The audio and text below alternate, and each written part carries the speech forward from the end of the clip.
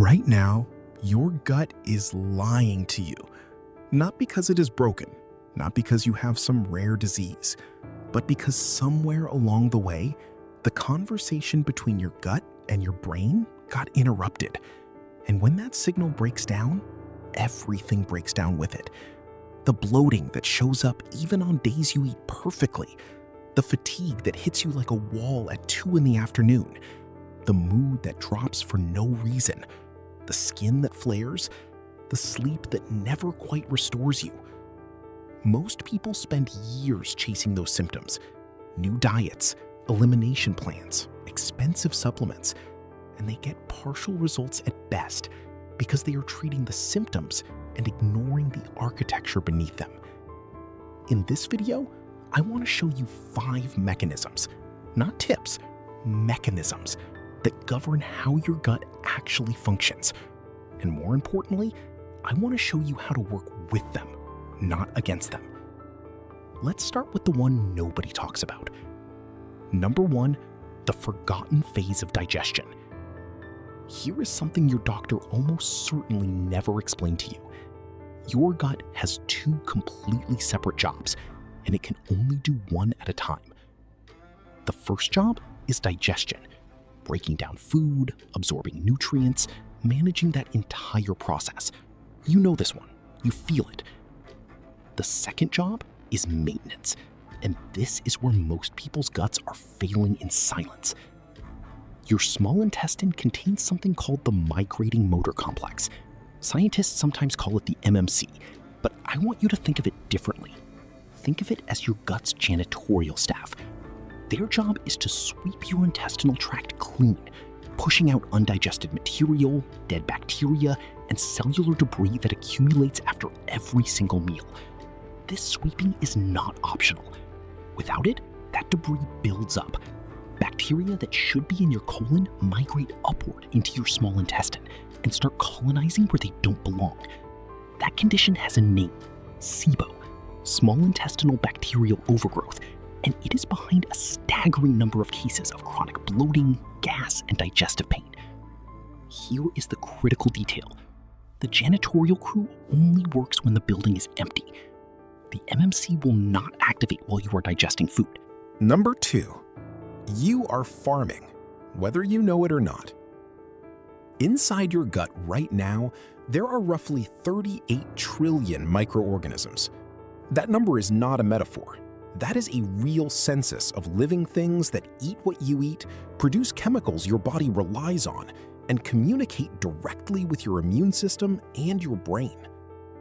You are not just a person. You are an ecosystem.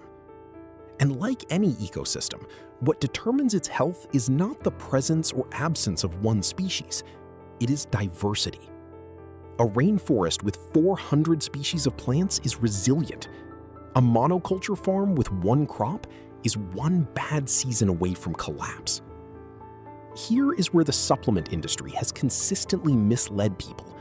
They sell you a probiotic capsule with 2 or 3 strains of bacteria and tell you this will transform your gut. What they don't tell you is that without the right environment, those bacteria cannot survive more than a few days.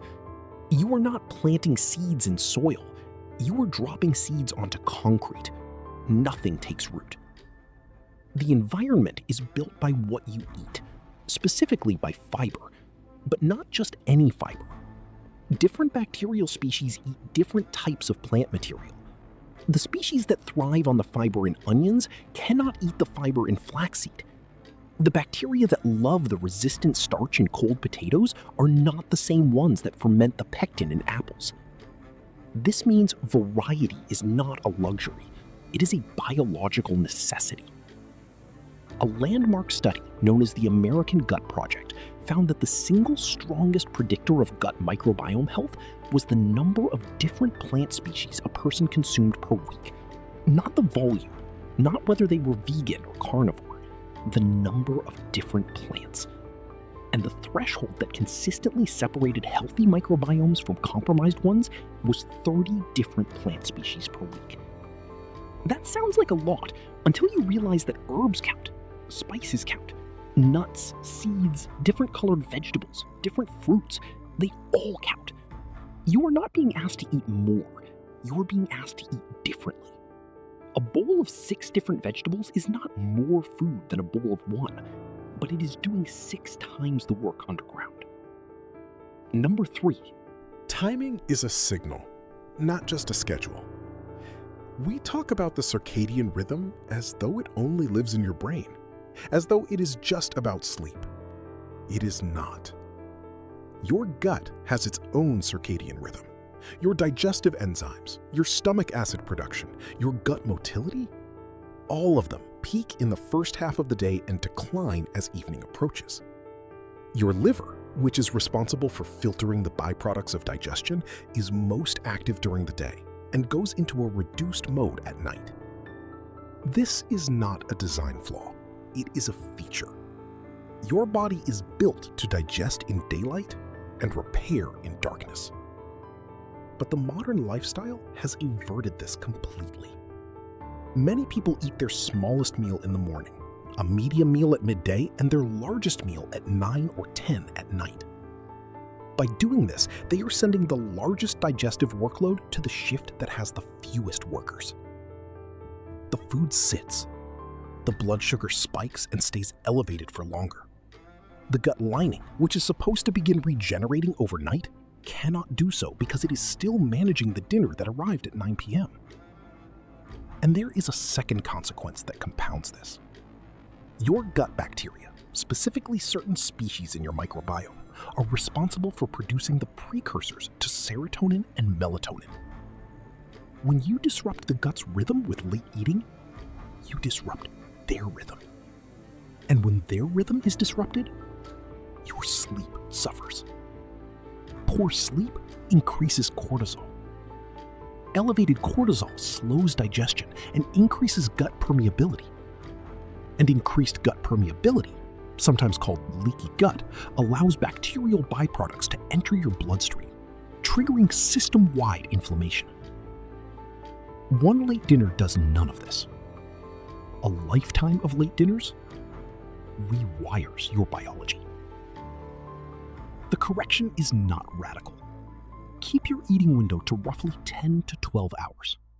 Let the later half of the night be dark, not just for your brain, but for your gut. This single adjustment aligns your food intake with your biology's active phase and creates the metabolic rest your gut lining needs to actually heal. Number 4, the switch you don't know exists. You can do everything right with what you eat and when you eat. And if this one mechanism is working against you, digestion will still be compromised. Running the entire length of your body, connecting your brain to your gut, is a nerve called the vagus nerve. It is the physical line of communication between your central nervous system and your digestive system, and it works as a switch. Your nervous system operates in 2 states. The first is fight or flight. This is the state of stress, urgency, and perceived danger. When your body enters this state, it makes a set of biological decisions very quickly. Route blood to the muscles, elevate heart rate, suppress non-essential functions. Digestion is considered a non-essential function. Your body does not care whether lunch is properly absorbed if there is a threat to survival. The second state is rest and digest. This is the state in which your stomach acid rises to adequate levels, your digestive enzymes activate, and your gut begins its rhythmic movement to process food efficiently. The problem is that modern life keeps millions of people in a low-grade version of fight or flight for most of their waking hours. Notifications, deadlines, financial anxiety, relationship tension. None of these are tigers, but your nervous system does not make that distinction. The stress response activates regardless. So people eat, often healthy food, in a state where the digestive switch is off. And then they wonder why they are bloated, why the food feels like it sits like a stone, why they feel sluggish after meals they know should be nourishing them. The fix is not a supplement, it is a 30-second practice. Before you eat, take 4 slow, controlled breaths. Make the exhale twice as long as the inhale. This breathing pattern directly stimulates the vagus nerve. It tells your nervous system that the threat has passed. The switch flips, stomach acid rises, enzymes activate, the gut begins to move. You are not just calming down, you are physically preparing the system to receive food. Those 4 breaths are not optional. They are biological preparation. All right, number 5, stop poisoning the garden. The 4 mechanisms we have covered tell you how to build and support a healthy gut. This 5th one is about what is tearing it down. Every day, most people are introducing substances into their bodies that act like herbicides on their internal ecosystem. And because the damage is gradual, it goes completely unnoticed. Until the system becomes visibly dysfunctional. The first culprit is something most people have never once considered: the water they drink every day. Municipal tap water is chlorinated. Chlorine is an antimicrobial chemical. It kills bacteria in water pipes, which is important for public safety. But when you drink chlorinated water throughout the day, you are introducing a mild, continuous antimicrobial agent into your gut. Over time, this does not eliminate your microbiome, but it does selectively suppress it. The more sensitive, delicate bacterial species, often the ones responsible for producing anti-inflammatory compounds, are disproportionately affected. A simple carbon filter eliminates chlorine from drinking water almost entirely. This is not a dramatic intervention. It is removing a daily, low-grade insult. The second culprit is pesticide residue on food. Certain crops absorb pesticides through their skin at much higher concentrations than others. Strawberries, spinach, grapes, apples, celery, peaches, these absorb the most, regardless of how thoroughly you wash them. And the pesticides they absorb were designed to disrupt the biological systems of living organisms. They do not stop doing that when they enter your gut. Choosing organic for the 12 highest residue crops eliminates the vast majority of this exposure. This is not about perfection. It is about reducing the chronic, daily chemical load on an ecosystem that is trying to stabilize. The third culprit is one we accept too casually: antibiotics. In genuine medical need, antibiotics are critical and life-saving. But when used unnecessarily for viral infections where they have no effect, or consumed passively through conventionally raised meat, they function like a wildfire inside your microbiome. They do not discriminate between harmful bacteria and beneficial ones. After a course of antibiotics, it can take 6 to 12 months for gut diversity to return to its prior state. In some cases, certain species never return at all. This does not mean avoiding antibiotics when they are truly needed. It means not reaching for them when they are not. Bringing it together. Your gut is not a passive system. It is an active, intelligent network that is constantly reading your environment and adjusting itself in response. The problem is not that it has stopped working. The problem is that we have stopped cooperating with it. Let the maintenance crew work. Space your meals. Let the janitorial cycle complete. Feed the ecosystem diversity. 30 plants a week is not a diet. It is cultivation. Align with the body's clock. Eat when the factory is staffed. Let the night shift repair in peace. Flip the switch before you eat. 4 breaths. Let the nervous system know it is safe to digest. Reduce the chemical load. Filter your water. Choose organic where it matters most. The gut lining replaces itself every 4 to 5 days. The microbiome can shift measurably within 2 weeks. This is not a slow process when the conditions are right. The body is extraordinarily good at repair. It is just waiting for you to stop working against it. If this breakdown shifted how you think about gut health, subscribe and share it with someone who needs to hear it. I read every comment. Tell me which of these 5 mechanisms you think is your biggest obstacle right now.